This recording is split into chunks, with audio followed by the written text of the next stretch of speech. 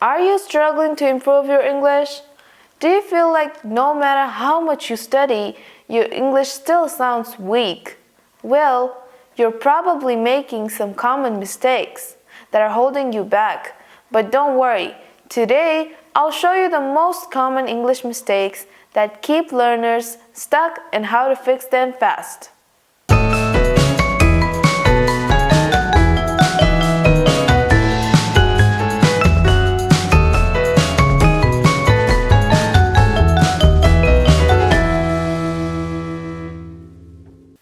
Hey everyone, I'm Asma. Welcome back to my channel. But before we start, hit that like button and subscribe if you want to take your English to the next level. Mistake number 1. Using too many filler words. For example, I think maybe we can go to the park. Correct way is, I think we should go to the park. Using too many filler words like like, or you know, makes you sound uncertain. To sound more professional and fluent, take a short pause instead of using fillers. Mistake number 2. Translating from your native language. For example, I have 25 years. The correct way is, I am 25 years old. Many learners translate directly from their native language, and this leads to incorrect sentences. Instead, learn phrases the way native speakers say them. Think in English instead of translating word by word. Mistake number 3. Forgetting to use articles, a, in, and the. For example, I saw a movie yesterday. The correct way is, I saw a movie yesterday. Articles like a, in, the are small, but they're important. A and in are used for general things, and the is used for specific things. If you skip them, your English sounds unnatural. Mistake number 4. Confusing since and for. For example, I have been living here since 5 years. The correct way is, I have been living here for 5 years. Since is used with a specific point in time, like since 2010, and for is used with a period of time, like 4 or 5 years. So mixing them up is a common mistake. Mistake number 5. Wrong prepositions. For example, I am married with John. The correct way is, I am married to John.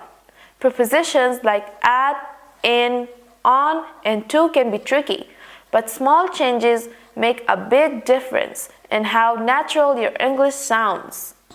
Learn prepositions in phrases instead of individual words. Step number 6. Overusing very instead of stronger words. For example, I am very happy. The correct way is, I am thrilled. Instead of saying very cold, say freezing. Instead of saying very tired, say exhausted.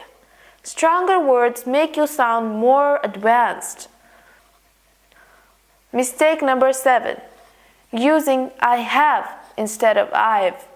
For example, I have seen that movie. Correct, but too formal in speech. Better, I have seen that movie. I have seen that movie. Native speakers use contractions like I've, your, they've all the time. If you don't, your English may sound too stiff and unnatural. Mistake number 8. Pronouncing silent letters. For example, kno instead of no. The correct way is no, because the K is silent. In English, some letters are silent, like knife, hour, and listen. If you're pronouncing every letter, your English will sound unnatural. Mistake number 9. Saying he don't instead of he doesn't. For example, he don't like coffee. The correct way is he doesn't like coffee. He, she, and it always uses doesn't in negative sentences. Saying he don't is a big grammar mistake. Mistake number 10. Speaking too fast without pausing. For example, hello, how are you? I'm good, thank you. Too fast, no pauses.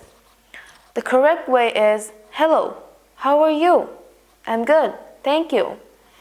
Speaking too fast makes you hard to understand.